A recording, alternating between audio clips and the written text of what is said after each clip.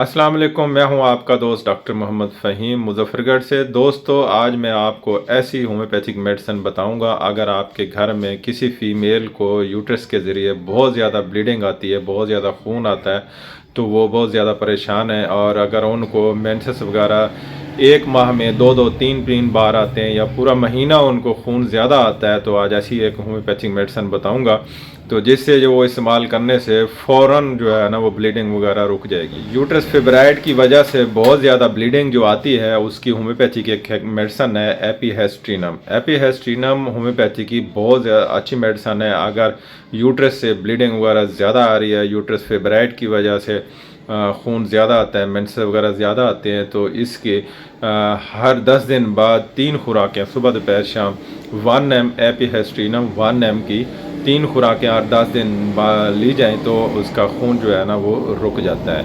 बहुत अच्छी मेडिसन है। मैंने सोचा कि आप दोस्तों से ये मेडिसन शेयर कर लूं। और अगर किसी